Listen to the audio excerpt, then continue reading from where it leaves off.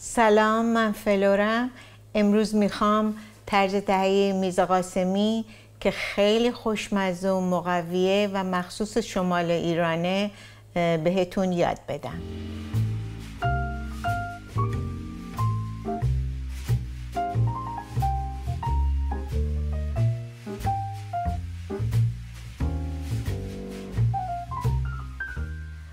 من 6 تا بادمجون متوسط داشتم که اینا رو توی آون پختمش حدود نیم ساعت. البته اگه شما روی منقل اینو درست بکنید که دودی بشه باز خیلی خوشمزه تر میشه. من این بادمجونا رو اول پوست میکنم. من دستامو شستم قبلا چون با دستکش برام سخته این پوست بادمجونا رو بکنم.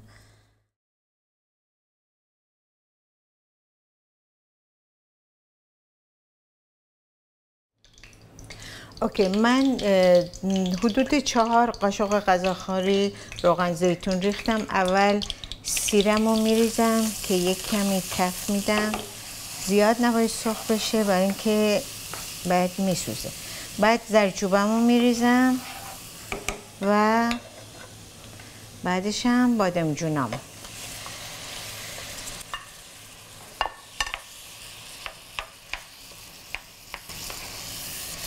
کمی قاطی میکنم. اوکی، من یک دونه گوجه فرنگی درشت دارم که اینو توی آب جوش گذاشتم و پوستش خیلی راحت کنده شده و من اینو خردش میکنم که همراه با بادمجونم بپزه.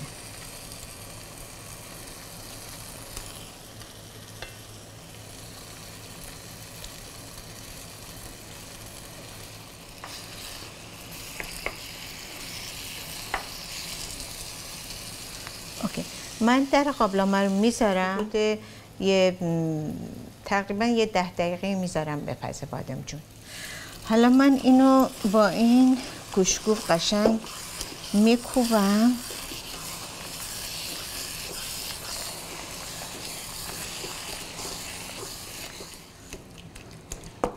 خیلی خوب، حالا به این صورت تقریبا یه 5 دقیقه که پخت، من حالا نمک فلفلش رو میزنم.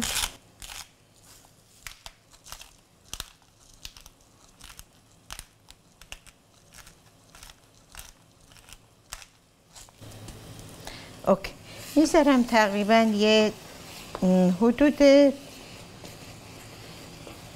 دقیقه دیگه بپزه که بعدم تخم مرغشو میزنم. الان میز قاسمی من حاضره.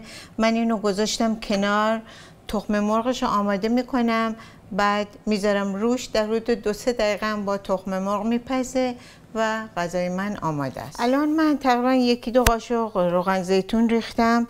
میخوام تخم مرغامو اون تو بپزم. البته تخم مرغ تو خود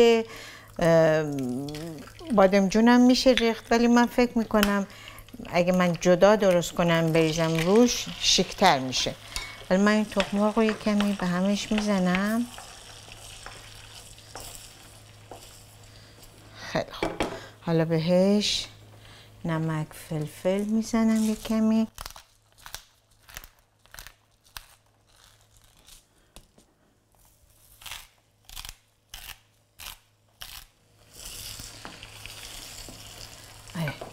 قاطی میکنم.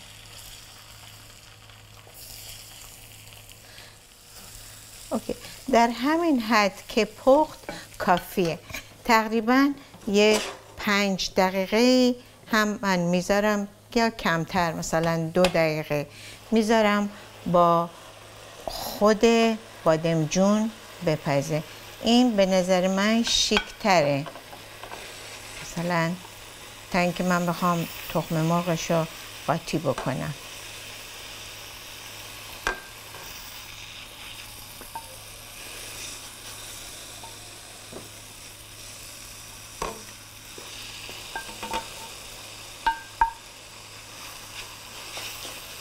اوکی. من حرارتش رو کم میکنم، میذارم یه 2 دقیقه بپزه. خیلی خوب، الان غذای من آماده است و من یه مقدار کته هم پختم.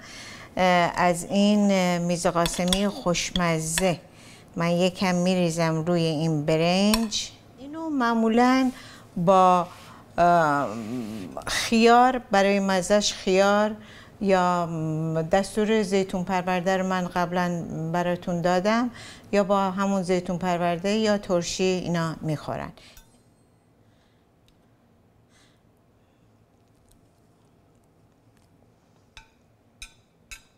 نمبر 1 خیلی خوشمزه است. مرسی که برنامه امروز رو تماشا کردید. امیدوارم که لذت برده باشید. به امید دیدار تا برنامه آینده.